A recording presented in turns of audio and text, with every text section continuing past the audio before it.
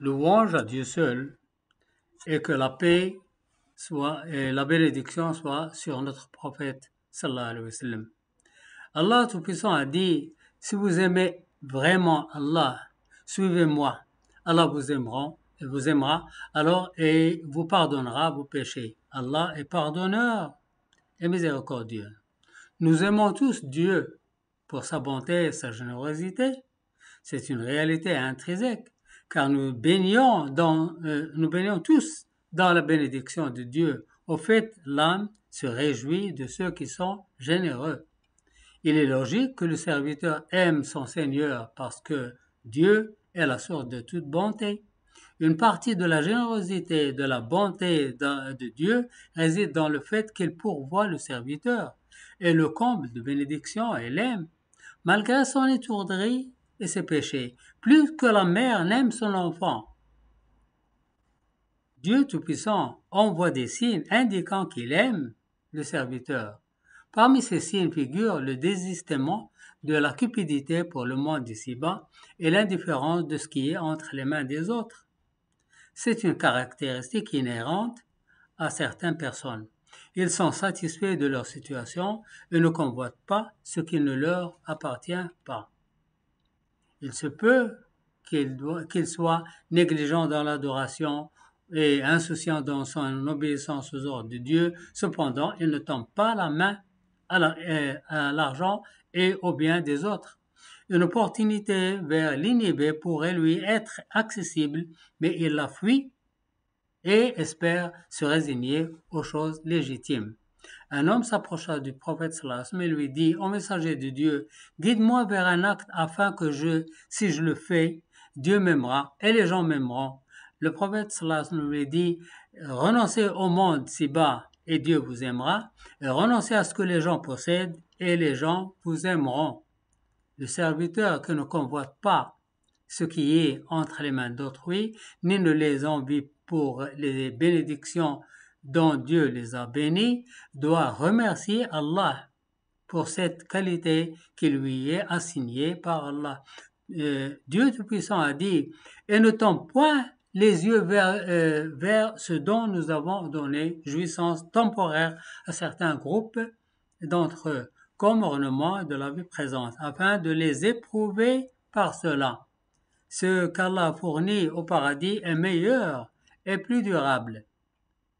Une partie de l'amour de Dieu pour le serviteur consiste à lui permettre de s'efforcer de satisfaire les intérêts des gens et de répondre à leurs besoins.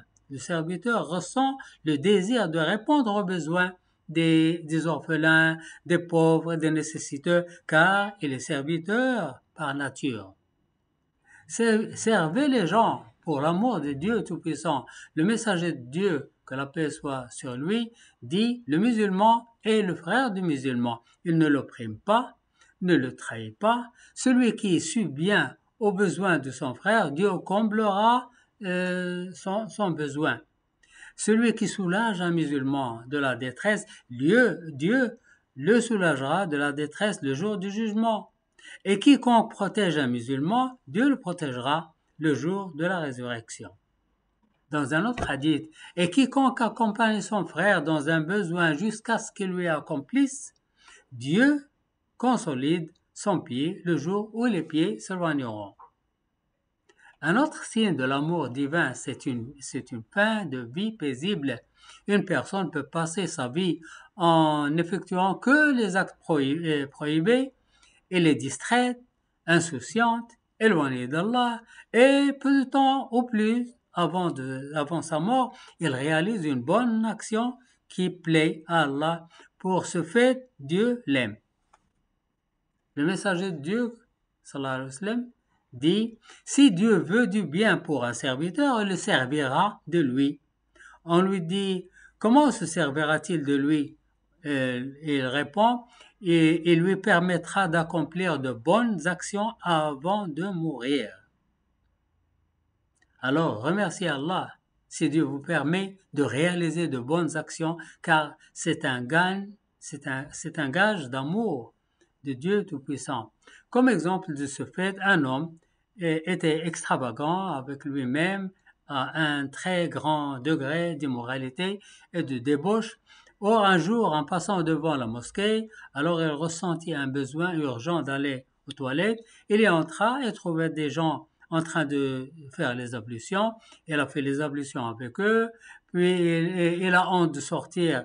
Il entre à la mosquée avec eux. Il a fait la salade. Avant de sortir, il entend l'imam qui donne une leçon. Il écoute et ça lui plaît. Son cœur s'éveilla et en un instant, c'est un homme qui se transforme en personne pieuse. À partir de ce jour-là, il est devenu un habitué à la mosquée, l'ouvrant, la fermant, la balayant, nettoyant le bassin, etc., accomplissant tous ses services et lisant le Coran jusqu'à ce que Dieu prit son âme dans la mosquée en train de lire le Coran. Dieu Tout-Puissant dit, et aux dernières heures de la nuit, ils imploraient le pardon d'Allah. Les croyants adorent Dieu jour et nuit. Ils accomplissent leurs tâches quotidiennes pendant la journée et se rapprochent davantage de Dieu la nuit. Les activités du jour pourraient impliquer une certaine hypocrisie, mais du fait que les gens voient le serviteur en train de faire la prière ou donner l'aumône, etc. Mais le soir, personne ne le voit. Ça, c'est le meilleur moment d'adorer Allah. Le travail de la nuit reste discret. Il n'est vu par personne. Par conséquent, il serait plus sincère dans le cas où Dieu préserve son serviteur de la vanité. À la tombée de la nuit, Ali ibn al-Hussein, Zayn al-Abidin, portait personnellement de la nourriture aux pauvres et nécessiteux et déposait la nourriture, frappait à la porte et s'enfuit. Lorsque les gens ouvrent les portes, ils ne trouvent personne, ils trouvent la nourriture, mais il n'y a personne. Quand il mourut, cette habitude cessa. Ils ont compris que c'est lui qui faisait cette action. De nombreuses personnes intègres se lèvent furtivement de leur lit du côté de leur femme, tout comme une mère se faufile aux côtés de son enfant pour passer la nuit à prier, à réciter le Coran et demander le pardon.